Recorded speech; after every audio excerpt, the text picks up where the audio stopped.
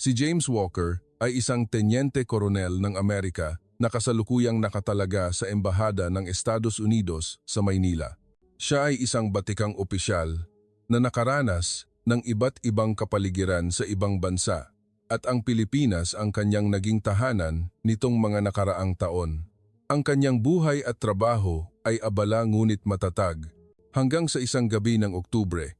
Bigla ang dumating ang masamang balita mula sa kabilang panig ng Karagatang Pasipiko na tuluyang sumira sa balanse na iyon. Mula sa California, tumawag ang kanyang pamilya upang ipaalam na ang kanyang ina, si Ginang Eleanor Walker, ay nasa isang emergency na sitwasyon. Ayon sa mga doktor sa lokal na ospital, ang kanyang kondisyon ng heart failure ay umabot na sa end stage at kailangan ng agarang transplant ng puso upang mabuhay. Ang impormasyong ito ay ikinagulat ni James. Sa loob ng maraming taon, alam niyang may sakit sa puso ang kanyang ina, ngunit hindi niya kailanman naisip na darating sa ganitong masamang senaryo. Noong bata pa siya, nasaksihan niya kung paanong nagtrabaho ng husto ang kanyang ina upang buhayin ang buong pamilya. Kahit hindi maganda ang kanyang kalusugan, hindi siya tumigil sa pag-aalala para sa kanyang mga anak. Ngayon, nang marinig niyang wala nang mas mababa sa isang buwan ang kanyang buhay kung walang heart transplant, pakiramdam niya ay gumuho ang kanyang mundo. Ang pinakamahirap ay sa Amerika, ang proseso ng paghihintay para sa isang heart transplant ay karaniwang tumatagal ng 6 na buwan hanggang 1 taon. Bukod pa rito, may malaking halaga ng pagpapagamot na hindi kayang tustusan ng kanyang pamilya kaagad. Malinaw na sinabi ng doktor sa California na napakaliit ng pagkakataon sa mga unang sandali. Hindi alam ni James kung ano ang gagawin. Nang isipin niyang bumalik sa Amerika, alam niyang hindi iyon makakatulong na mapabilis ang paggaling ng kanyang ina. Ang mga heart transplant sa Amerika ay laging nasa isang mahabang listahan ng paghihintay at kahit nandoon siya sa kanilang bayan, hindi niya mababago ang katotohanan. Sa gitna ng pagkabalisa, naalala niya ang mga pag-uusap niya sa ilang kasamahan sa embahada. Nabanggit nila ang kakayahan ng Pilipinas sa larangan ng medisina, lalo na sa heart surgery at organ transplantation. Ilang natatanging kaso ang nailigtas sa isang kilalang ospital sa Maynila na sikat bilang nangungunang sentro para sa cardiovascular surgery. Noon, itinuring lamang ni James iyon bilang impormasyong pangsanggunian.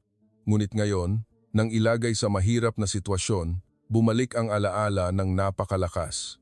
Binuksan niya ang kanyang archive at hinanap ang mga balita tungkol sa medisina na nabasa na niya. Ang Pilipinas ay hindi na isang bansang may atrasadong sistema ng kalusugan tulad ng inaakala ng maraming Amerikano. Sa kabaliktaran, ang mga pangunahing sentro sa Maynila at Cebu ay unti-unting umaangat sa antas ng mundo. Partikular, ang St. Luke's Medical Center, Global City, ay kilala bilang nangunguna sa heart, kidney, at liver transplant surgery na may mataas na success rate.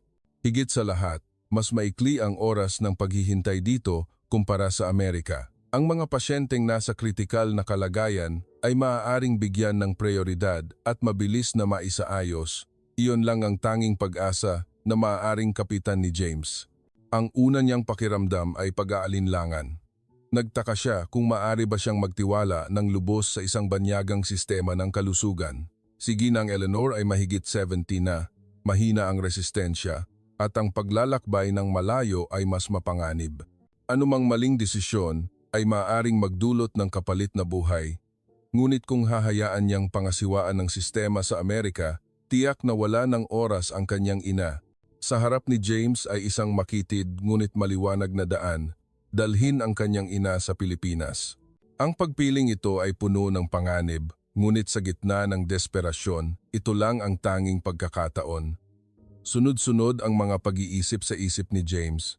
Kailangan niyang timbangin ang international patient transport, mga diplomatikong pamamaraan, medical clearance, at higit sa lahat, ang pahintulot mula sa SLMCGC. Lahat ay nagmamadali, ngunit alam niyang kung maantala ng isang araw, lalala ang kalagayan ng kanyang ina. Ang matinding pakiramdam ng pagkawala kung hindi siya kikilos kaagad ang nagpatibay sa kanyang desisyon. Bilang isang sundalo na humarap na sa maraming sitwasyong nagbabanta sa buhay, alam ni James na ang pag-aalinlangan ay mas mapanganib kaysa sa pangangahas. Agad siyang nakipag-ugnayan sa pamilya niya sa California, humihingi na ipadala ang kumpletong medical na record ng kanyang ina sa pamamagitan ng electronic mail. Ang makakapal na dokumento kasama ang resulta ng pagsusuri, x-ray ng puso at mga notes ng doktor ay mabilis na naipadala. Habang naghihintay, nakipag-ugnayan si James sa hotline ng Transplant Center sa SLMCGC. Nagkaroon ng koneksyon ng tawag at isang opisyal ng kalusugan ang tumanggap ng impormasyon, nakikinig sa kalagayan ng pasyente. Nang marinig ang diagnosis na end-stage heart failure na nangangailangan ng agarang heart transplant, hiniling nila na ipadala agad ang kumpletong record para masuri ng specialist board. Nakahinga ng maluwag si James nang makatanggap ng positibong tugon. Pumayag ang SLMCGC na suriin ang record sa lalong madaling panahon at sinabi rin na magkakaroon ng paunang resulta sa loob ng 24 oras. Ang impormasyong iyon ay parang isang sinag ng liwanag sa dilim. Matagal na siyang hindi nakaramdam ng ganitong kalinaw na pag-asa. Agad niyang ipinaabot ang balita sa kanyang pamilya, hinihiling na maghanda sila sa emosyon para sa isang paglalakbay sa kalagitnaan ng mundo. Habang naghihintay, nag-imbestiga pa si James tungkol sa mga heart transplant cases na inilabas sa Pilipinas. Ang mga medikal na artikulo at balita sa media ng Pilipinas ay nagpakita na maraming pasyente sa kritikal na kalagayan ang nailigtas. Maraming kaso ay Pilipino mula sa malalayong lugar na may problemang pinansyal, ngunit salamat sa dedikasyon ng mga doktor, nabigyan sila ng bagong pagkakataon sa buhay. Ang mga kuwentong iyon ay lalong nagpatibay sa kanyang paniniwala na ang kanyang ina ay maaaring isa sa mga susunod na makikinabang sa milagrong ito. Sa gabing iyon, hindi makatulog si James. Sunod-sunod na bumalik ang mga alaala tungkol sa kanyang ina. Ang imahe niya na mag-isang nagpapasan ng pamilya, nagtatrabaho ng husto upang mapag-aral ang kanyang mga anak. Ang tahimik na sakripisyo na hindi kailanman ikinuwento. Napagtanto niya na kung hindi siya lalaban hanggang sa huli, hindi niya kailanman mapapatawad ang kanyang sarili. Ang Pilipinas ngayon ay hindi lang ang lugar kung saan siya naglilingkod, kundi naging pag-asa rin para sa buhay ng kanyang mahal na ina. Kinaumagahan, dumating ang email mula sa SLMCGC. Kinumpirma ng specialist board na nasuri na ang record. Malinaw ang resulta. Ang kaso ni Ginang Walker ay ganap na maaaring tanggapin para gamutin at magsagawa ng emergency heart transplant kung mabilis siyang mailipat sa Pilipinas. Ang impormasyong iyon ay parang huling kumpirmasyon para sa matapang na desisyon. Alam ni James na mula sa sandaling ito, lahat ay kailangang gawin sa pinakamabilis na bilis. Agad siyang nakipag-ugnayan sa Embahada ng Amerika sa Maynila para humingi ng tulong sa mga kinakailangang pamamaraan. Sa kanyang posisyon, maaari niyang mapabilis ang proseso kaysa sa karaniwan. Pumayag ang embahada na makipagtulungan sa kagawaran ng kalusugan ng Pilipinas upang magbigay ng medical clearance at tiyakin ang legal na koridor para sa espesyal na paglipat. Samantala, sa California, nagsimulang maghanda ang pamilya ni James para isakay si Ginang Eleanor sa isang espesyal na air ambulance na may kasamang medical team. Mabilis ang lahat, bawat oras at minuto ay mahalaga. Habang unti-unting natatapos ang lahat ng pamamaraan, alam ni James na ang totoong mahirap na paglalakbay ay nagsisimula pa lang. Sa harap nila ay isang mahabang paglalakbay sa Karagatang Pasipiko at pagkatapos ay ang life or death na operasyon sa Pilipinas. Alam niyang walang katiyakan, ngunit sa sandaling ito, nakita niya ang liwanag sa dilim. Ang tiwala sa Philippine medicine, sa dedikasyon ng mga taong hindi niya pa nakikilala, ang naging pinakamalaking motibasyon para magpatuloy. Nagbago ang konteksto. Ang inang nag-alaga sa kanya noong kanyang kabataan ngayon ay inilalagay ang kanyang buhay sa kamay ng isang medical team sa isang banyagang bansa. Naniniwala si James na ang pagpiling ito, kahit mapanganib, ay ang pinakatamang desisyon. Iyon ang sandali na handa siyang isugal ang lahat upang bawiin ang buhay ng kanyang minamahal na ina. Umalis ang espesyal na air ambulance mula sa California noong isang gabi sa huling bahagi ng Oktubre. Dala si Ginang Eleanor Walker kasama ang mga doktor at nurse na kasama. Sa mahabang flight na tumagal ng higit 10 oras, ginjang na sinubaybayan ng pamilya ni James ang bawat vital signs. Ang mga modernong kagamitan sa eroplano ay nagpapanatili ng ritmo ng puso at hininga niya. Ngunit alam ng lahat na ang oras niya ay binibilang na lang. Nang lumipad ang eroplano, may halo-halong takot at ginhawa ang naramdaman ni James. Hindi bababa sa naglakas loob siyang pumili ng 100 na puno ng panganib, ngunit mas may pag-asa kaysa sa maghintay na lang sa Amerika. Sa gabing iyon sa Maynila, umupo si James sa kanyang opisina sa pribadong tirahan para sa mga opisyal ng embahada. Sa harap niya ay sunod-sunod na dokumento na kailangang pirmahan. Travel permits, medical records, impormasyon sa kontak mula sa SLMCGC. Binasa niya ulit ang bawat detalye para masigurong walang nakaligtaan. Handa na ang ospital. Isang cardiac surgery team na binubuo ng mga pinakamahusay na doktor ang itinalaga. Ang lahat ng pamamaraan patungkol sa imigrasyon at medikal ay mabilis na natapos salamat sa koordinasyon ng magkabilang panig. Sa sandaling ito, malinaw na naramdaman ni James ang lakas ng kooperasyon at mabuting kalooban. Hindi niya kailanman naisip na darating ang araw na magtitiwala siya sa isang sistema ng kalusugan na kalahating mundo ang layo mula sa kanyang bayan. Sa buong panahon na iyon, patuloy siyang nakikipag-ugnayan sa kanyang pamilya sa Amerika. Ang mga video calls na may putol-putol na koneksyon ay tuloy-tuloy pa rin upang makita niya ang mukha ng kanyang ina at marinig ang ulat ng doktor tungkol sa vital signs niya bawat oras. Bagamat halos wala ng lakas si Ginang Eleanor para makipag-usap, ipinapakita ng kanyang mga mata ang ganap na tiwala sa kanyang anak. Alam ni James na hindi pa nakakapunta ang kanyang ina sa Pilipinas at wala siyang alam tungkol sa bansang ito maliban sa malalabong kwento noong panahon ng digmaan. Ngunit sa kritikal na sandali, pumayag siyang pumunta rito at ilagay ang kanyang buhay sa kamay ng mga taong hindi pa niya nakikilala. Iyon ay isang katapangan na tinandaan ni James sa kanyang puso. Nang tumawid ang eroplano sa Pasipiko, hindi mapakali si James. Patuloy siyang nagtitingin ng schedule, nag-a-update ng impormasyon sa magkabilang panig. Kinumpirma ng SLMCGC na nag-ayos na sila ng ambulance na nakahanda sa Ninoy Aquino International Airport upang direktang sunduin si Ginang Eleanor papunta sa ospital. Ang buong proseso ay inihanda bilang isang emergency operation, hindi pinapayagang magkamali. Alam ng lahat ng tauhan na ito ay hindi lang isang bihirang internasyonal na kaso, kundi isang pagkakataon din upang patunayan ang kakayahan ng Philippine medicine sa mundo. Habang naghihintay, naalala ni James ang kanyang pagkabata. Noong bata pa siya, tuwing nagkakasakit siya, ang kanyang ina mismo ang nag-aalaga ng walang tigil, umaga man o gabi, ulan man o araw. Hindi niya kailanman pinabayaan ang kanyang anak. Ngayon, naiintindihan niya kung gaano kahalaga ang pakiramdam ng pakikipaglaban para sa buhay ng isang mahal sa buhay. Ang mga alaalang iyon ay lalong nag-udyok kay James na gawin ang lahat na kumapit sa bawat maliit na pagkakataon upang manatili ang kanyang ina. Sa SLMCGC, nagpulong ng madalian ang mga doktor sa gabi upang maghanda. Ang medical record ni Ginang Eleanor ay isinalin sa Tagalog at sinuri ng detalyado. Ang mga clinical parameters ay nagpakita na siya ay nasa isang napakataas na risk group at ang heart transplant, kung isasagawa, ay isang malaking pagsubok. Gayunpaman, nagkaisa ang specialist board na ito ay isang kaso na kailangan ng lubos na prioridad. Alam nilang ang bawat oras at minuto na lumilipas ay walang katumbas.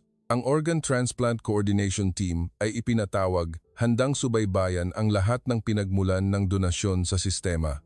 Kinaumagahan, nakatanggap ng balita si James na ang eroplano ay lumapag na sa Tokyo para mag-refuel at pagkatapos ay didiretso sa Maynila. Ang matagal na pakiramdam ng pag-igting ay nagdulot ng hindi niya pagtuon sa anumang iba pang trabaho. Alam niyang kahit nalutas na ang mga diplomatiko at medikal na pamamaraan, ang tunay na paglalakbay ay nagsisimula pa lang. Ang kanyang ina ay kailangan pang dumaan sa isang mahabang operasyon na tumatagal ng maraming oras at walang sino man ang sigurado kung ano ang magiging resulta. Ngunit hindi bababasa, siya ay patungo sa tanging lugar na maaaring magbigay sa kanya ng pagkakataong mabuhay. Nang papalapit na ang eroplano sa Pilipinas, nakatanggap si James ng ulat na humihina na ang kalusugan ni Ginang Eleanor at ang heart rate ay bumaba sa mapanganib na antas. Ang medical team sa eroplano ay kailangang gumamit ng heart stimulant drugs ng tuloy-tuloy. Ang impormasyong ito ay halos ikinamatay ni James sa takot. Tahimik siyang nanalangin na sana ay mabilis na lumapag ang eroplano sa Maynila upang matanggap siya agad ng mga doktor sa SLMC-GC. Ang pamilya ni James sa Amerika ay sumusunod din sa paglalakbay sa bawat update. Ang kanyang mga kapatid na hindi naniniwala na ang Pilipinas ang magiging huling pag-asa, ngayon ay tahimik na lang naghihintay. Ang lahat ng nakaraang pagtatalo ay naglaho. Ang natitira ay isang manipis na pag-asa na maaaring mangyari ang isang milagro. Alam na alam ni James kung gaano kabigat ang responsibilidad na ito. Hindi lang niya dinala ang kanyang ina sa kalagitnaan ng mundo, kundi dala rin niya ang tiwala ng buong pamilya sa isang banyagang bansa. Habang naghihintay, sinamantala ni James ang pagkakataon na malaman pa ang tungkol sa mga doktor na direktang mag-oopera. Ang bawat pangalan na lumabas sa record ay nagbigay sa kanya ng kaunting kapanatagan. Ang mga taong ito ay nakasali na sa maraming mahirap na organ transplant cases, nakapagligtas na ng maraming pasyente sa bingit ng kamatayan. Nakaramdam siya ng kakaibang ginhawa nang malaman niyang ang kanyang ina ay ipagkakatiwala sa mga kamay ng mga batikang ito. Ang paniniwalang iyon ang tumulong sa kanya na panatilihin ang kanyang diwa bago ang mahalagang sandali. Sa huling gabi bago lumapag ang eroplano, halos hindi natulog si James. Inisip niya ang mga posibleng mangyari mula sa pinakamasamang senaryo hanggang sa pinakamaliit na pag-asa. Sa kaibuturan ng kanyang puso, patuloy niyang inuulit na anuman ang mangyari, hindi bababa sa ginawa niya ang lahat ng kanyang makakaya. Hindi niya pinabayaan ang kanyang ina. Hindi niya hinayaan na mamatay ang kanyang ina nang may pakiramdam na pinabayaan. Nang magumpisa ang umaga sa Maynila, nakatanggap si James ng huling abiso mula sa flight crew. Maghahanda na ang eroplano para lumapag. Agad-agad, ang emergency team ng SLMC-GC ay naghihintay na. Ang ruta ng transportasyon ay binuksan. Walang bahagi na pinayagang maantala.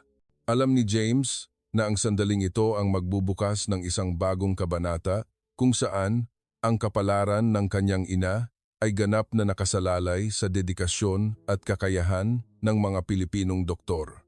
Bumulwak ang isang hindi maipaliwanag na damdamin sa puso ni James. Ang takot at pag-asa ay naghalo, ngunit higit sa lahat ay ang pagmamahal niya sa kanyang ina. Handa siyang isugal ang lahat upang makahingi pa ng oras para sa kanya.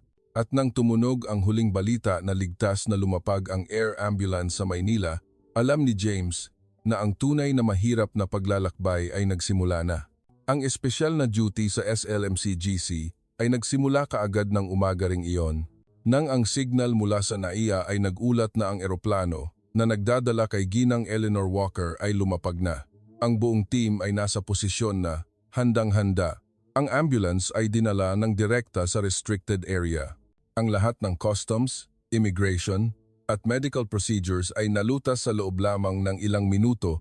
Ito ay isang walang katulad na koordinasyon na nagpapakita ng pagkaapura at determinasyon ng magkabilang panig na iligtas ang isang buhay na nasa bingit ng kamatayan. Sa ospital, si Dr. Jose Rivera, ang punong responsibilidad para sa heart transplant, ay ginugol ang maraming gabi sa pag-aaral ng medical records. Patuloy siyang nakikipag-ugnayan sa kanyang mga kasamahan sa pamamagitan ng video conference sa mga doktor sa Amerika upang maunawaan ang bawat vital signs at treatment history ni Ginang Eleanor. Nang ilipat ang pasyente sa emergency room, agad silang nagsagawa ng komprehensibong pagsusuri. Ang resulta ay nagpakita na ang puso niya ay labis na humina at gumagana na lang sa tulong ng support equipment. Ang bawat numero na ipinapakita sa screen ay nagdulot ng matinding pag-igting sa buong team. Alam ng lahat na napakaliit na lang ng natitirang oras. Naabisuhan si James na ligtas nang naipasok ang kanyang ina sa ospital. Mabilis siyang nagtungo sa ospital at naghintay ng balita sa labas ng emergency area. Sa kanyang puso, ang pakiramdam ng pag-igting ay umabot sa sukdulan. Sa mga nakaraang araw, naghanda na siya sa emosyon para sa pinakamasamang sitwasyon. Ngunit nang siya ay talagang nakatayo sa harap ng pintuan ng emergency room, hindi niya pa rin maiwasan ang pagkabalisa. Alam niyang ang lahat ay nasa kamay na ng mga Pilipinong doktor. Sa maikling pulong, pagkatapos na matanggap ang pasyente, nagkaisa ang mga doktor na kailangang agarang makahanap ng donor heart. Ang National Coordination System ay inaktibo at lahat ng ospital sa network ay sabay-sabay na sumuri sa listahan ng organ donation. Ito ang kritikal na yugto dahil kung walang angkop na donor heart, magiging walang saysay ang lahat ng paghahanda.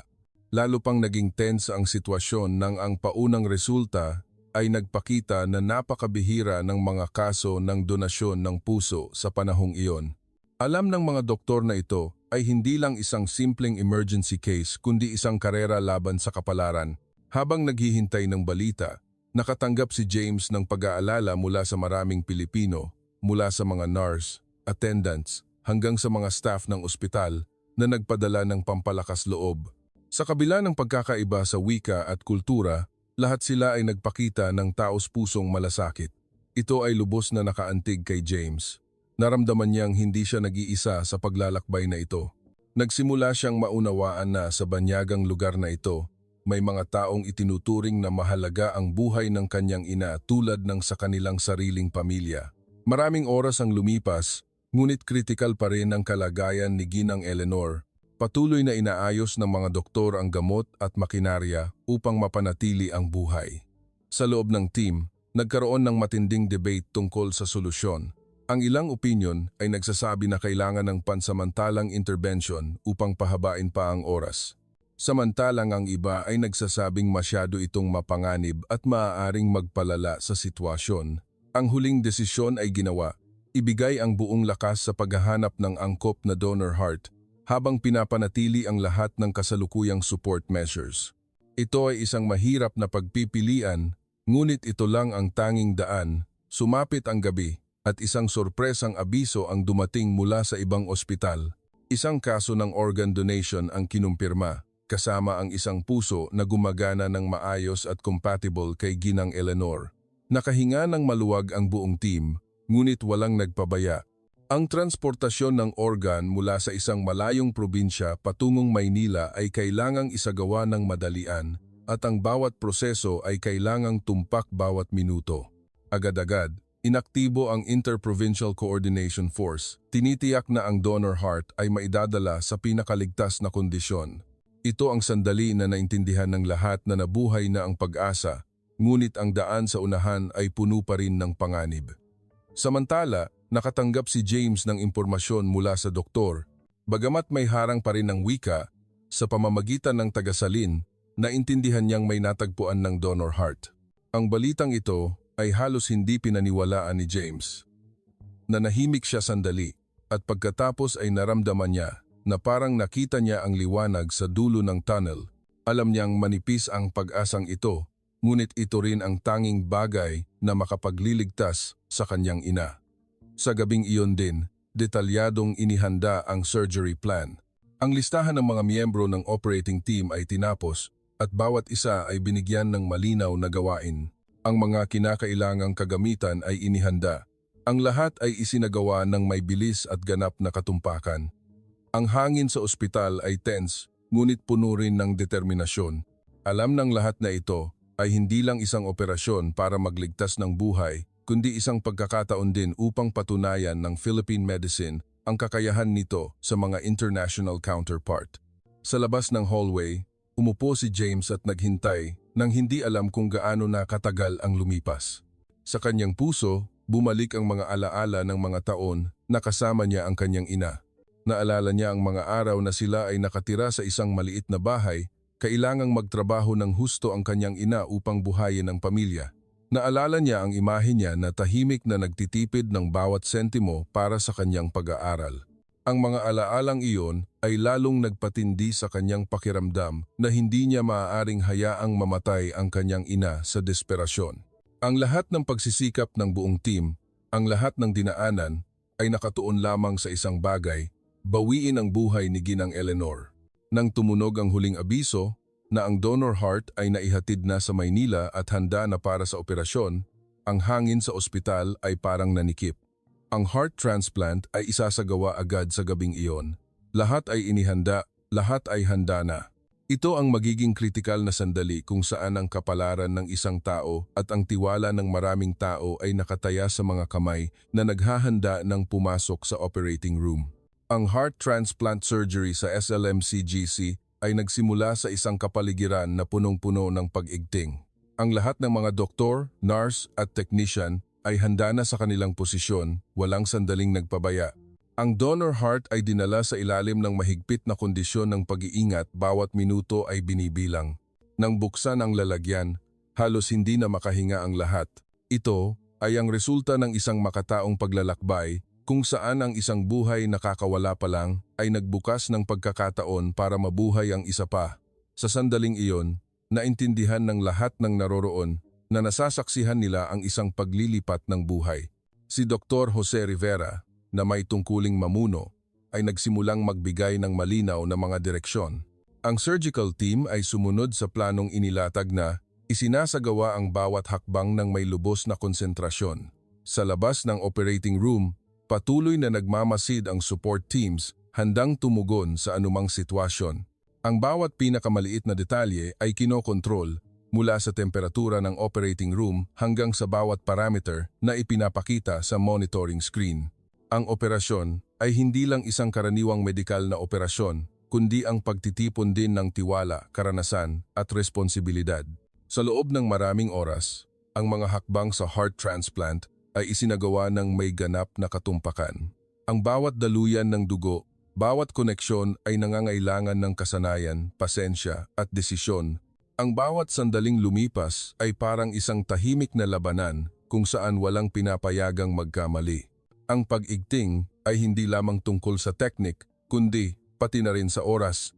Ang donor heart ay maaari lamang mabuhay sa espesyal na preservation environment sa isang limitadong oras. Kung lalampas sa limitasyong iyon, mawawala ang lahat ng pagsisikap. Ito ay isang karera laban sa oras kung saan ang bawat sandaling lumipas ay konektado sa buhay ni Ginang Eleanor. Sa labas, tahimik na umupo si James, sinusundan ang bawat abiso na ipinapadala mula sa operating room. Alam niyang nagaganap ang lahat ng may matinding pag-igting, ngunit wala siyang magagawa kundi maghintay. Naalala niya ang sandali nang matanggap niya ang balita tungkol sa donor heart. Ang pakiramdam ng pag-asa ay nanatili pa rin, ngunit sa sandaling ito, nababalot ito ng nakakakilabot na pag-aalala. Nanalangin siya na ang pagsisikap ng buong team ay magdadala ng resulta na malalampasan ng kanyang ina ang manipis na linya sa pagitan ng buhay at kamatayan. Sa operating room, natapos ang bawat mahalagang pagkakabit. Nagtuon ang mga doktor sa kritikal na sandali, ang pag-umpisa ng bagong puso. Iyon ang sandali ng kapalaran kung saan naghihintay ang lahat ng palatandaan ng buhay. Tila huminto ang oras at ang tensyon ay bumalot sa buong silid. Maingat na tiningnan ng mga doktor ang mga numero sa screen at biglang lumabas ang signal ng heart rhythm. Sa simula, ang mga numero ay intermittent pa, ngunit unti-unting naging matatag, nagsimulang gumana ang donor heart sa bagong dibdib. Walang nagsalita, ngunit naramdaman ng lahat ang saya na kumakalat sa kanilang puso. Nakatanggap si James ng abiso mula sa doktor na inatasan sa komunikasyon na ang heart transplant ay matagumpay sa simula. Ang bagong puso ay gumagana at nalampasan ni Ginang Eleanor ang pinakamapanganib na yugto. Halos hindi siya makapaniwala sa kanyang narinig. Isang pakiramdam ng ginhawa ang bumalot sa kanyang buong katawan. Ang lahat ng araw ng pag-igting, lahat ng gabing puno ng pag-aalala ay tila nalutas. Ngunit alam din niyang ito ay simula pa lang. Ang post-operative phase ay mahaba at puno ng hamon, at ang panganib ng rejection o komplikasyon ay maaaring mangyari anumang oras. Gayunpaman, nakaramdam siya ng isang hindi pa niya nararamdamang tiwala dahil nasaksihan niya mismo ang dedikasyon at pambihirang kakayahan ng mga doktor dito. Sa buong gabing iyon, patuloy na gumana ang ospital nang walang tigil. Naghalinhinan ang mga doktor sa pagsubaybay sa bawat parameter. Sinusundan ang reaksyon ng katawan ni Ginang Eleanor. Hindi nila pinayagan ang kanilang sarili na magpahinga dahil ang isang maliit na paglihis ay maaaring magdulot ng malubhang komplikasyon. Ang mga ulat ay patuloy na ina-update. At ang lahat ng datos ay maingat na itinatala upang magamit sa mga susunod na hakbang ng paggamot. Sa labas, matiyagang naghihintay si James. Alam niyang nagsisimula pa lang ang paglalakbay sa paggaling. Ang balita tungkol sa espesyal na heart transplant na ito ay mabilis na kumalat sa labas ng ospital. Maraming tao, mga estudyante ng medisina at maging ang media ay nagsimulang mag-imbestiga. Sa kanilang mga mata, ito ay isang buhay na patunay ng pambihirang pag-unlad ng Philippine medicine. Hindi lang ito tagumpay sa profesional na aspeto, kundi isang kwento rin ng makataong koneksyon sa pagitan ng mga tao na lumalampas sa mga hangganan ng bansa. Gayunpaman, sa loob ng ospital, nanatiling lubos na nakatuon ang medical team. Hindi nila pinansin ang mga papuri dahil ang tanging mahalaga sa sandaling ito ay protektahan ang buhay na bagong binuhay. Nang sumikat ang araw, nalampasan ni Ginang Eleanor ang unang mapanganib na yugto pagkatapos ng operasyon. Ang donor heart ay gumagana ng matatag at ang mga basic indicators ay nanatili sa ligtas na antas. Pinayagan si James na tingnan ang kanyang ina mula sa malayo sa pamamagitan ng salamin ng Special Recovery Area. Hindi niya napigilan ang kanyang emosyon nang makita niyang buhay pa ang kanyang ina, humihinga pa at may pag-asa pa ring mabuhay. Sa sandaling iyon, tahimik siyang nagpasalamat sa lahat ng tao doon, sa mga doktor, nurse, attendants, at maging sa mga taong tahimik na kasali sa paglalakbay na ito. Ang matagumpay na heart transplant ay hindi lang nagbukas ng pagkakataon para mabuhay si Ginang Eleanor, kundi nagbukas din ng bagong tiwala para kay James. Napagtanto niya na sa banyagang bansang ito, may mga taong itinuring ang buhay ng kanyang ina bilang kasing halaga ng sa kanilang sariling pamilya. Ang pagpapahalagang iyon ay lumampas sa lahat ng harang ng wika, kultura o geograpikal na distansya. Iyon ay isang karanasan na dadalhin niya habang buhay, isang patunay sa lakas ng pagmamalasakit at walang hangganang dedikasyon. Sa kaibuturan, alam ni James na hindi pa tapos ang pagsubok. Ang paglalakbay sa paggaling ay mahaba at puno ng kawalang katiyakan, ngunit sa kanyang nasaksihan, naniniwala siyang ang kanyang ina ay nabigyan ng pinakamalaking pagkakataon para magpatuloy sa buhay. Naniniwala siya sa bagong puso na tumitibok sa dibdib niya at naniniwala sa mga kamay at isip ng mga Pilipinong magkakasamang gumawa ng milagro sa gabing iyon. Sa mga araw pagkatapos ng heart transplant, inilipat si Ginang Eleanor sa Special Recovery Area para sa patuloy na pagsubaybay. Walang sinuman sa medical team ang nagpabaya dahil ang panganib ng organ rejection ay laging naroroon. Bawat oras na lumipas, maraming parameter ang ina-update mula sa heart rate, blood pressure, hanggang sa mga microscopic signs ng immune response. Si Dr. Jose Rivera at ang kanyang team ay kailangang magpulong ng madalian ng maraming beses sa isang araw. Sinusuri ang datos, inaanalisa ang bawat pagbabago upang makabuo ng mga pagsasaayos sa treatment protocol. Naiintindihan ng lahat na kahit matagumpay ang operasyon, ang tunay na hamon ay nagsisimula pa lang. Pinayagan si James na dalawin ang kanyang ina sa limitadong oras. Palagi siyang nakatayo sa likod ng salamin na naghihiwalay, nakatingin sa puting silid kung saan nakahiga ang kanyang ina sa gitna ng maraming modernong makinarya. Hindi siya maaaring humipo ni makipag-usap, ngunit ang kanyang presensya ay malaking inspirasyon. Tinitingnan niya ang bawat numerong tumatalon sa monitoring screen at sinasabi sa sarili na iyon ay palatandaan na patuloy na gumagana ang bagong puso. Araw-araw, ginugugol niya ang mga oras na nakaupo ng tahimik sa waiting area, nakikinig sa mga doktor na lumalabas-masok, nag-aalala sa bawat maikling abiso tungkol sa kalagayan ng kanyang ina. Naiintindihan ng medical team ang pinagdadaanan ni James. Madalas nila siyang i-update tungkol sa pagunlad at mga panganib. May mga pagkakataon na nagpapakita ang resulta ng pagsusuri ng mga abnormal signs. Kailangang magmadali ang buong team upang magkonsulta at ayusin ang dosis ng anti-rejection drugs. Ang mga diskusyon ay tense ngunit laging batay sa pinakamataas na diwa ng responsibilidad. Alam nilang sa labas ay may isang anak na lalaki na sumusubaybay ng may manipis na pag-asa. Tuwing maganda ang resulta, madalas magpadala ng maikling mensahe si Dr. Rivera upang makatulog ng payapa si James.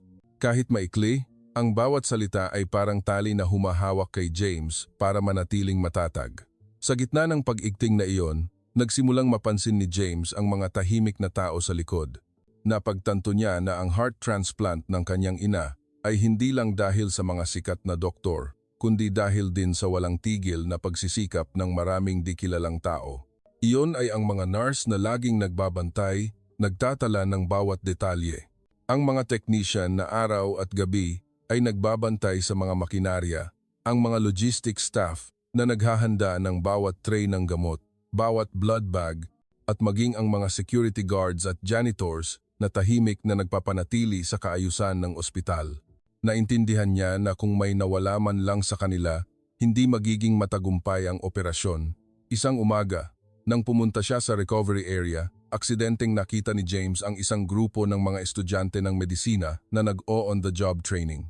Tahimik silang nakatayo, nagmamasid mula sa malayo. Ang kanilang mga mata ay puno ng paghanga nang marinig ang tungkol sa heart transplant na katatapos lang.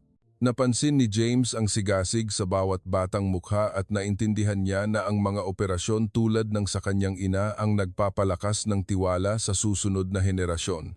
Naisip niya, kung sakaling ang mga estudyanteng ito ay maging mahuhusay na doktor balang araw, ang karanasan ngayon ay marahil isang mahalagang bahagi ng kanilang paglalakbay. Gayunpaman, hindi lahat ng araw ay mapayapa.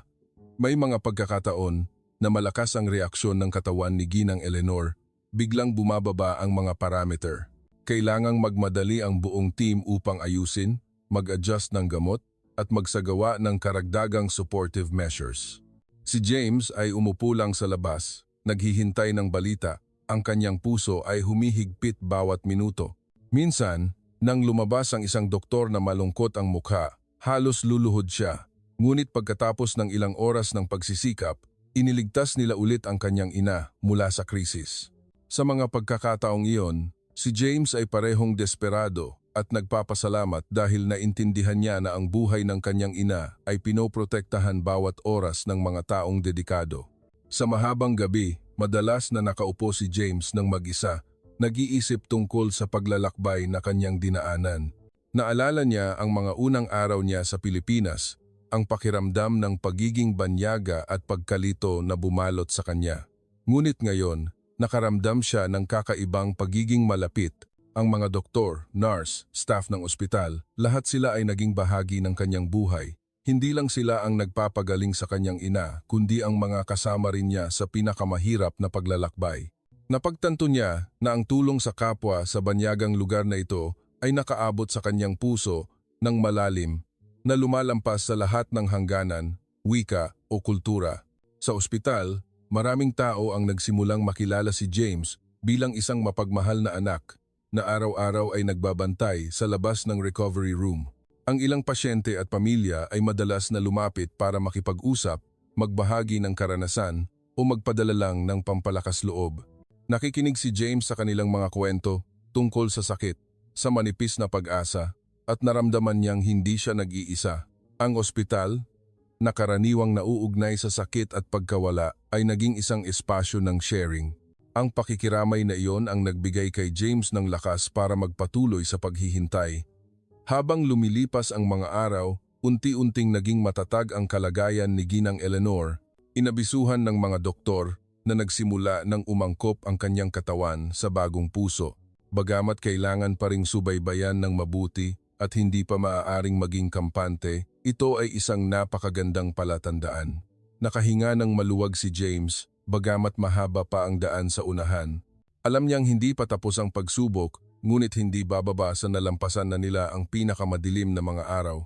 Ang tiwala sa kanya ay lumaki, parang isang apoy na sinindihan ng sarili niyang tiyaga at determinasyon ng buong medical team.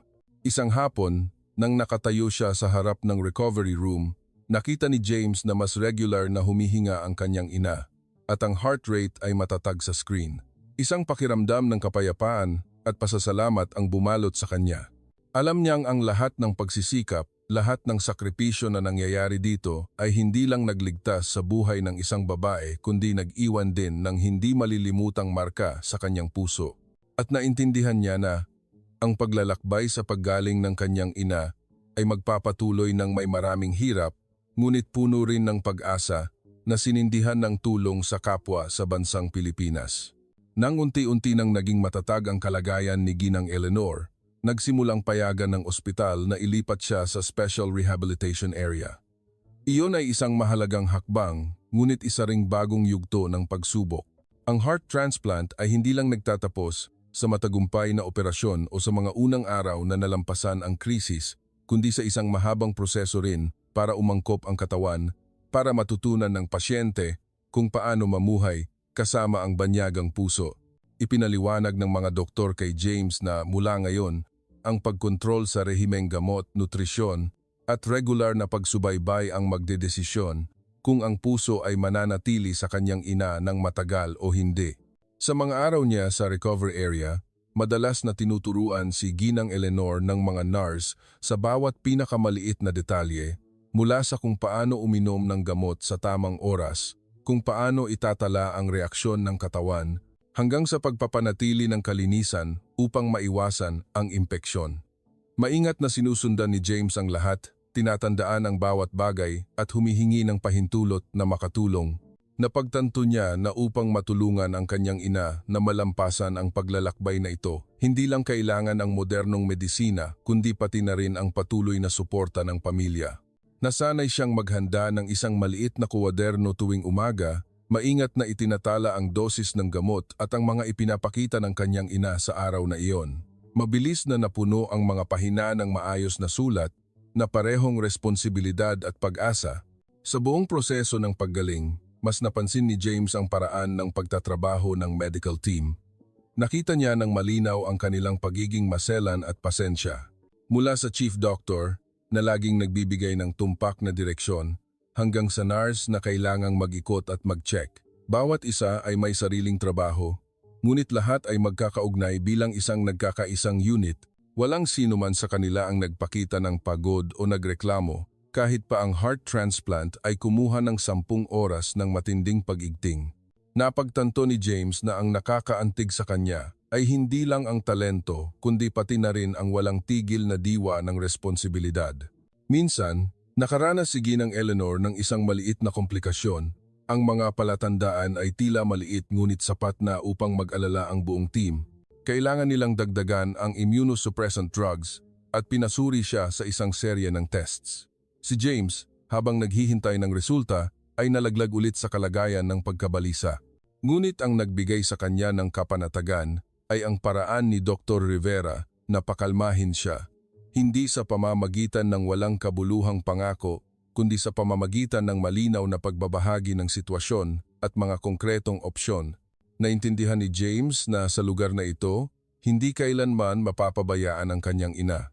Anumang pagbabago, gaano man kaliit, ay binibigyan ng lubos na atensyon.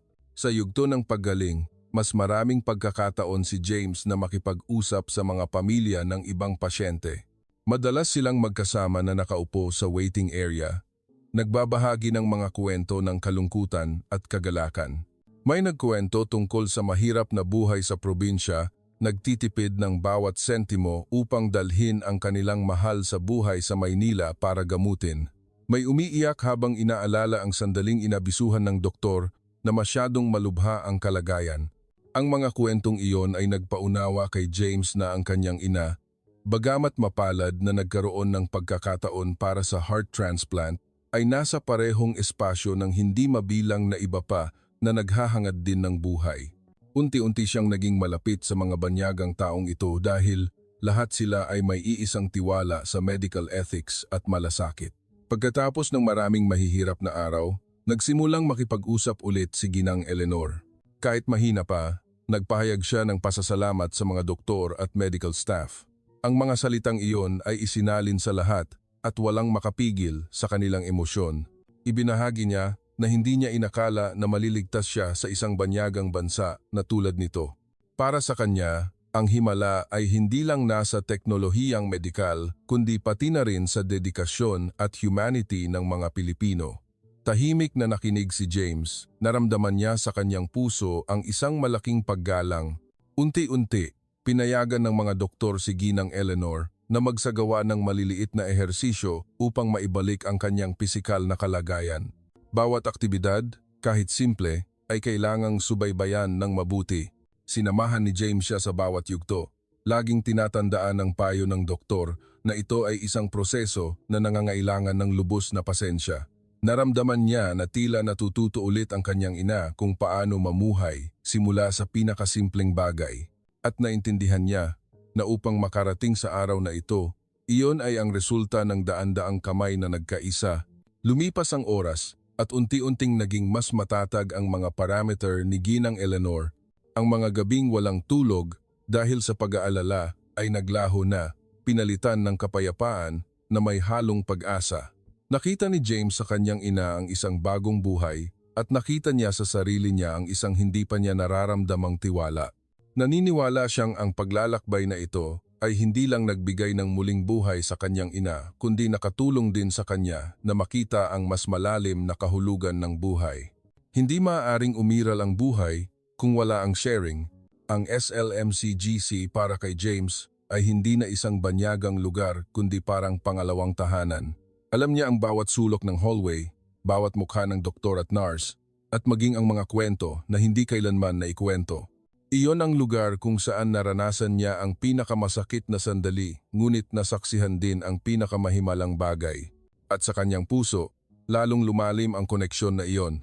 Dahil dito, nakita niya ang kanyang ina na bumalik mula sa hangganan ng buhay at kamatayan.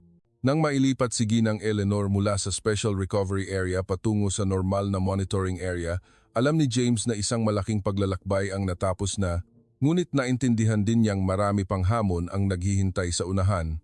Ang bagong puso sa katawan ng kanyang ina ay kailangang alagaan habang buhay, at ang buhay, pagkatapos nito, ay hindi magiging madali. Gayunpaman, nakaramdam siya ng mas matinding katatagan kaysa kailanman dahil alam niyang hindi sila nag-iisa. Mayroon silang dedikadong team, isang komunidad na handang magbahagi, at isang bansa na nagbukas ng mga braso nito. Sa sandaling iyon, sinabi ni James sa sarili na ang lahat ng pag-aalala, lahat ng paghihirap, lahat ng paghihintay ay sulit. Dahil salamat sa lahat, nabigyan ang kanyang ina ng pagkakataon para magpatuloy sa buhay at nabigyan siya ng pagkakataon na masaksihan ng human compassion na lumiwanag sa banyagang lugar. Nang mailipat si Ginang Eleanor sa normal na monitoring area, tila ang lahat ay pumasok sa isang bagong yugto. Nagsimulang maramdaman ni James ng malinaw ang ritmo ng buhay sa SLMCGC na hindi lang umiikot sa mga dramatikong operasyon kundi konektado rin sa hindi mabilang na pang-araw-araw na kuwento ng mga pasyente at kanilang pamilya. Sa mahabang araw ng paghihintay, unti-unti siyang nakisalamuha sa pangkalahatang kapaligiran, nagsimulang makilala ang mukha ng ibang pamilya, nakikinig sa mga pagbabahagi na parehong malapit at puno ng pag-aalala.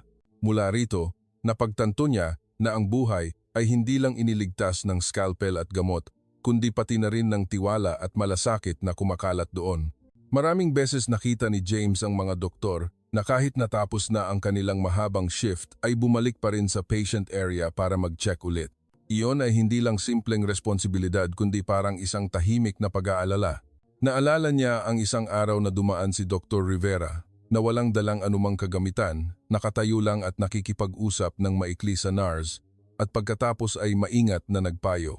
Ang imahe na iyon ay nakaukit sa isip ni James bilang patunay ng isang diwa na hindi pa niya nakikita sa anumang ospital sa mundo.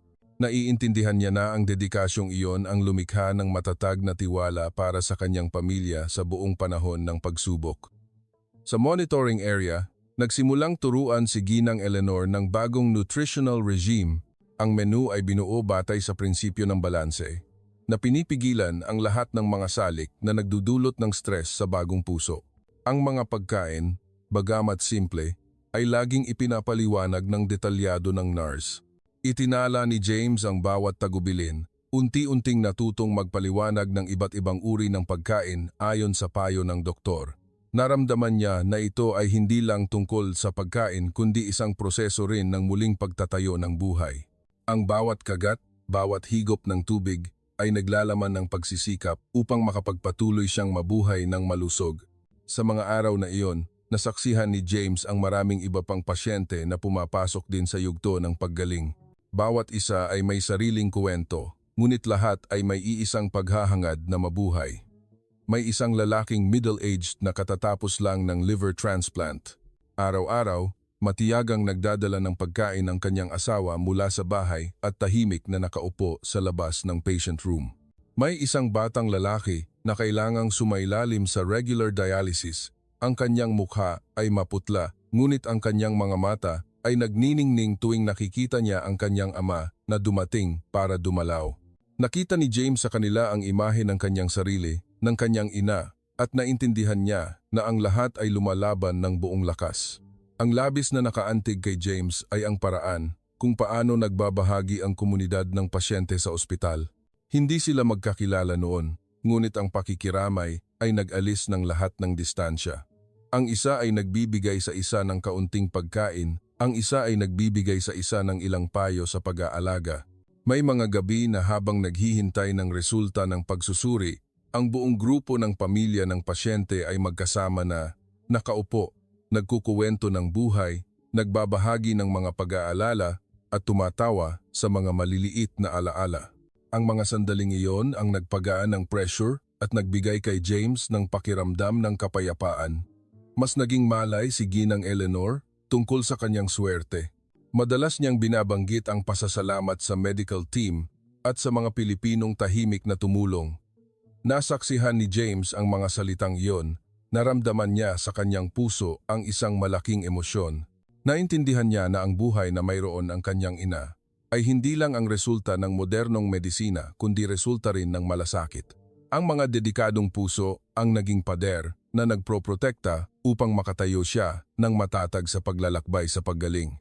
Nang maging sapat na ang lakas ni Ginang Eleanor para sa mas maraming self-care, nagbigay ang mga doktor ng long-term follow-up plan. Malinaw nilang sinabi na ang matagumpay na heart transplant ay simula pa lang. Mula ngayon, ang mag-ina ay kailangang matutong umangkop sa ibang ritmo ng buhay, mas disiplinado at mas maingat. Itinala ni James ang bawat tagubilin, tahimik na nagsumpa na magiging matatag siyang suporta para sa kanyang ina. Wala na siyang pakiramdam ng pagiging banyaga tulad noong mga unang araw, sa halip ay may katatagan at kalmado. Sa isang pagkakataon, hindi sinasadyang narinig ni James ang kwento mula sa isang pamilya na ang anak na lalaki ay namatay dahil hindi nakakuha ng donor organ sa oras. Ikinuwento ng ama sa isang malungkot na boses na umasa siya bawat araw ngunit sa huli ay hindi dumating ang pagkakataon. Ang kuwentong iyon ay nagpaiyak kay James dahil naintindihan niya na ang buhay ng kanyang ina ay nakuha salamat sa isang walang katumbas na regalo mula sa ibang tao. Napagtanto niya na sa likod ng isang matagumpay na heart transplant ay laging may kuwento ng pagkawala. Ang katotohanan iyon ay parehong masakit at sagrado, na lalong nagpaunawa sa kanya na pahalagahan ang mayroon ang kanyang ina. Lumipas ang oras at mas naging malinaw ang mga palatandaan ng paggaling ni Ginang Eleanor. Nagsimula siyang ngumiti ng mas madalas, makipag-usap ng mas marami at makasali sa maliliit na aktibidad. Naramdaman ni James na lumalaki ang pag-asa sa kanyang puso, ngunit sa parehong oras, alam din niya na mahaba pa ang daan sa unahan. Ang mga buwan sa ospital ay hindi lang nakatulong sa kanyang ina na mabuhay ulit, kundi nakatulong din sa kanya na matutunan ang halaga ng pasensya, tulong sa kapwa at tiwala sa mabuting bagay. Sa lahat, ang pinakapinagpapasalamatan ni James ay ang kapaligiran na nag-alaga sa tiwalang iyon. Ang SLMCGC para kay James ay hindi lang ang lugar na nagligtas sa buhay ng kanyang ina, kundi ang lugar din na nagturo sa kanya na maunawaan na ang tao ay maaaring maging mas malakas kaysa sa anumang sitwasyon kung may pagmamahal at sharing. Alam niyang mula sa sandaling ito, ang kanyang buhay ay hindi na magiging katulad ng dati dahil tuwing titingnan niya ang kanyang ina, malinaw niyang nakikita na ang puso na iyon ay hindi lang tumitibok para sa isang buhay, kundi tumitibok din kapalit ng maraming pag-asa. Maraming pagkawala at maraming mabubuting puso ang nagambag upang mangyari ang himala. Nang formal na itinakda ang araw ng paglabas sa ospital, nakaramdam si James ng ginhawa at isang tahimik na pag-aalala. Ang mga buwan na nanirahan sa SLMCGC ay nag-iwan ng hindi malilimutang marka sa kanya at kay Ginang Eleanor. Bawat sulok ng hallway, bawat tunog ng loudspeaker na tumatawag sa pasyente, bawat tala mula sa doktor ay nakaukit sa alaala. Ngayon, nang umalis, naintindihan niya na ang kanilang buhay ay papasok sa isang bagong kabanata, mas maraming hamon, ngunit puno rin ng pag-asa. Si Ginang Eleanor, kasama ang bagong puso, ay pumasok sa yugto kung saan unti-unting bumalik ang kanyang independence. Maingat na nagpayo ang mga doktor tungkol sa schedule ng follow-up, mga regular na tests, at gamot na kailangang sundin ng lubusan. Umupo si James at itinala ang bawat detalye at nag-check ng maraming beses, takot na may makaligtaan. Alam niyang kahit naligtas ang kanyang ina, naroon pa rin ang panganib at ang isang maliit na pagkakamali ay maaaring magbago ng resulta ng lubusan. Ang pag-iingat na iyon ang nagpatanda sa kanya, mas kalmado, hindi na ang taong naguguluhan noong mga unang araw niya sa Maynila. Sa araw ng paglabas, hinatid si Ginang Eleanor palabas ng ospital sa gitna ng masayang pagtingin ng medical staff. Kahit abala, si Dr. Rivera at ang ilang nurse ay dumaan para batiin siya, nagbigay ng pagbati sa kalusugan at maingat na payo. Mahigpit na hinawakan ni James ang medical file sa kanyang kamay, naramdaman niya ang ganap na tiwala. Hindi niya alam kung paano ipapahayag ang kanyang pasasalamat, kaya't inukit niya lang ang lahat sa alaala. Itinuturing iyon bilang isang utang ng pasasalamat na hindi kailanman maglalaho. Pag-alis sa ospital, naghanap si James at ang kanyang ina ng isang maliit na apartment sa Maynila upang maging madali para sa mga follow-up appointments. Sa mga unang araw, naguguluhan siya sa buhay sa labas ngunit unti-unting natutong umangkop. Bumili sila ng mga kailangan sa malapit na palengke, nagluto ng mga pagkain na pinapayagan ng doktor at unti-unting nag-ehersisyo ng madali ayon sa tagubilin. Ang buhay, bagamat simple, ay puno ng saya dahil ang bawat araw na lumipas ay patunay na malusog pa rin si Ginang Eleanor na ang bagong puso ay tumitibok pa rin ng regular sa kanyang dibdib. Nagsimulang mapansin ni James ng mas madalas ang paraan ng pamumuhay ng mga Pilipino. Nakita niya na napakalalim ng pagkakaugnay ng pamilya dito. Kahit sa mahihirap na kalagayan, inuuna ng mga tao ang pamilya. Nakita niya ang imahe ng matatanda na inaalalayan ng kanilang mga anak at apo sa parke para mag-ehersisyo. Ang mga inang nagmamadali na naghahatid sa kanilang mga anak sa paaralan o ang mga ama na naghihintay sa pintuan ng ospital para magdala ng balita tungkol sa kanilang mga anak.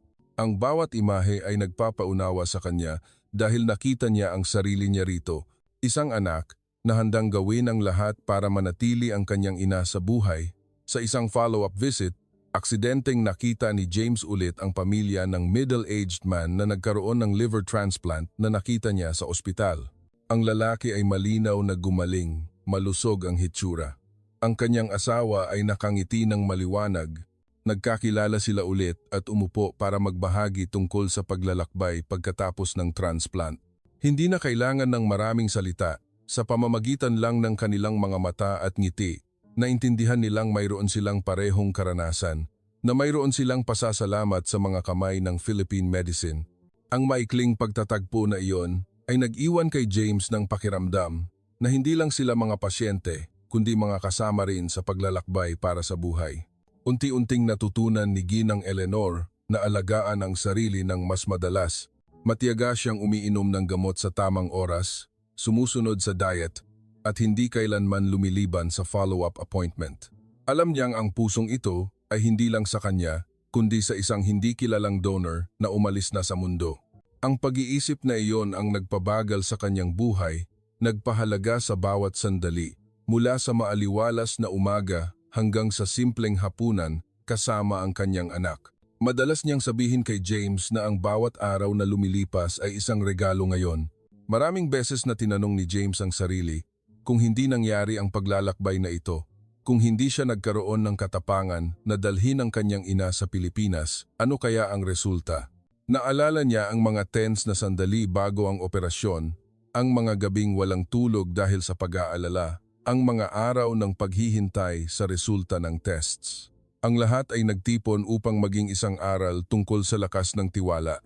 Napagtanto niya na ang tiwala ay hindi nagmumula sa pagiging madali ng lahat, kundi sa pagiging handa ng tao na matiyagang dumaan sa pinakamahihirap na sandali na may pag-asa na makahanap ng liwanag sa dulo ng daan. Isang hapon ng taglagas, dinala ni James ang kanyang ina para maglakad sa paligid ng Rizal Park. Ang mga tao ay abala. Ang mga ingay ng kalye ay humalo sa tawanan. Sa sandaling iyon, tiningnan ni James ang kanyang ina at nakita niya itong nakangiti ng mahinahon. Bigla siyang naintindihan na ang puso na iyon ay hindi lang tumitibok para sa buhay, kundi sumasabay din sa ritmo ng isang banyagang bansa, ngunit puno ng tulong sa kapwa. Dito nabigyan ang kanyang ina ng pangalawang pagkakataon at binigyan din siya ng bagong tiwala sa sangkatauhan. Nang umuwi, umupo si James at nagsulat ng mahabang liham sa medical team sa SLMC-GC. Ikinuwento niya ang paglalakbay nilang mag-ina, ikinuwento ang mga sandali ng paghingal tungkol sa dedikasyon na nasaksihan nila. Isinulat niya na kahit isa lang silang maliit na pamilya na nagmula sa malayo, ang natanggap nila dito ay lubusang nagpabago sa kanilang buhay. Ang liham na iyon ay hindi para magbayad utang kundi para tandaan na ang pasasalamat ay laging naroroon, na ang tao, kahit magkaiba ang wika o nasyonalidad, ay maaaring magkonekta sa pamamagitan ng katapatan. Habang lumilipas ang mga araw, regular na tumitibok ang puso ni Ginang Eleanor. Bawat tibok ay nagdadala ng pag-asa at tiwala. Alam ni James na marami pang hamon ang darating, ngunit hindi na siya natatakot. Naintindihan niya na ang buhay ay sadyang marupok. At dahil dito, mas kailangan ng tao ang isa't isa, mas kailangan ang mga kamay na nakaabot sa tamang oras. Nangako siya sa sarili na mamumuhay ng mas lubusan, hindi lang para sa sarili niya kundi para rin sa kanyang ina at sa lahat ng mabubuting puso na tumulong sa kanila na malampasan ang hangganan ng buhay at kamatayan. At pagkatapos, sa isang tahimik na gabi, habang umiinom ng tsaa kasama ang kanyang ina sa maliit na beranda, biglang napagtanto ni James na natapos na ang mahirap na paglalakbay, ngunit nagbukas ang isa pa. Ang paglalakbay ng pamumuhay ng lubusan bawat araw. Ngumiti siya, nakaramdam ng kapayapaan. Maaaring dalhin ng buhay ang tao sa hindi inaasahang pagliko, ngunit mula sa mga paglikong iyon, natutunan natin ang tunay na halaga ng buhay. Ang mensahe na nananatili sa puso ni James, at iyon din ang gusto niyang iparating sa sinumang makikinig sa kwentong ito, ay ang buhay ay hindi lang napapanatili sa pamamagitan ng medisina o teknolohiya, kundi sa pamamagitan din ng pagmamahal, sharing at pasasalamat. Dahil sa huli, ang nagbibigay ng lakas sa tao upang malampasan ang lahat ay ang tulong sa kapwa.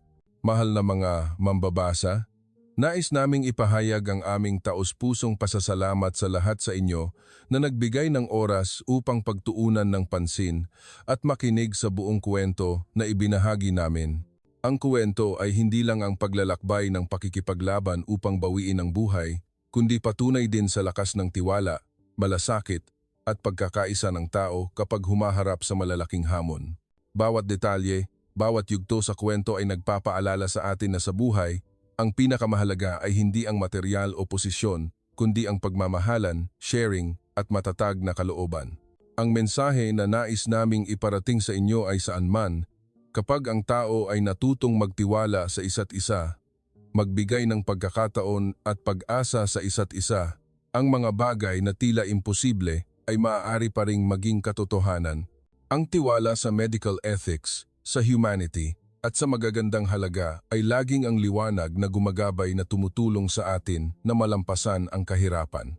Kung sa tingin ninyo ay makabuluhan ang kwento, paki-like upang ipahayag ang inyong suporta, mag-iwan ng komento, ibahagi ang inyong mga saloobin sa ibaba upang maikalat pa natin ang mas maraming positibong pag-iisip at mag-subscribe sa channel upang patuloy na subaybayan ang mga kwentong puno ng emosyon at humanity na ipapadala namin sa hinaharap.